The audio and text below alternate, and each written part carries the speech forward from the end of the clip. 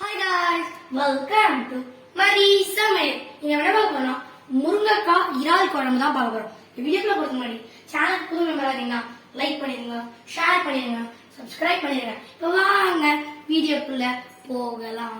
இன்னைக்கு வந்து முருங்கைக்காவும் ப்ரானும் போட்டு குழம்பு எப்படி பண்றதுன்னு பார்க்கலாம். இன்னைக்கு வந்து நான் 1/2 கிலோ வந்து ப்ரான் எடுத்திருக்கேன், கொஞ்சம் பெரிய சைஸா எடுத்திருக்கேன்.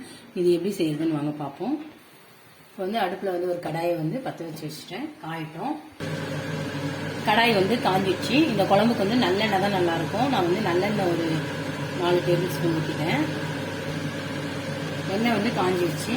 கொஞ்சம் கடுகு போட்டுக்கலாம், கொஞ்சம் கொஞ்சமாக போட்டுக்கலாம். ஏன்னா நம்ம தாளிக்கிற வடகமும் போடுவோம், அதனால கொஞ்சம் கடுகு, கொஞ்சோண்டு சோம்பு, 2 ஜீரகம், வெந்தயம் மட்டும் கொஞ்சம் நல்லா போட்டுக்கோங்க. வெந்தயம் இதெல்லாம் நல்லா வெடிச்சிட்டோம்.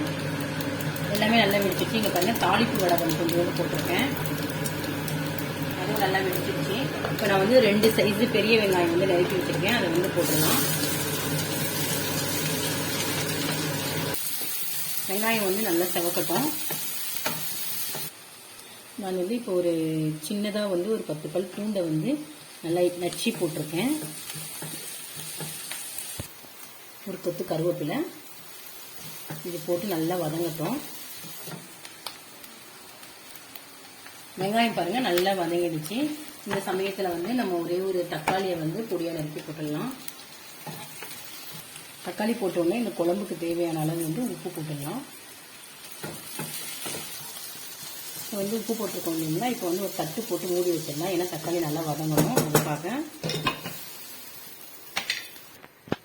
தட்டை திறந்துட்டுக்கலாம். பாருங்க தக்காளி எல்லாம் நல்லா வதங்கிடுச்சு. இந்த சமயத்தில் நான் ஒரு முருங்கைக்காய் வந்து நறுக்கி வச்சுருக்கேன், அந்த முருங்கைக்காயை வந்து இதில் போட்டுடலாம். போட்டுட்டு நல்லா ஒரு வதக்கிட்டு, ஏன்னா முருங்கைக்காய் வந்து புளி ஊற்றின பிறகு வேகாது, அதனால இப்போ நம்ம தட்டை மூடி வச்சு ஒரு 5 நிமிஷம் அதை வேக வச்சிடலாம். தட்டு திறந்து பார்க்கலாம். தண்ணி எல்லாம் நல்லா வதங்கிடுச்சு. இந்த சமயத்தில் இந்த க்ளீன் பண்ணி வச்சுருக்க இறாவை வந்து இப்போ இதில் போட்டுடலாம். தண்ணி இல்லாமல் போட்டுருங்க.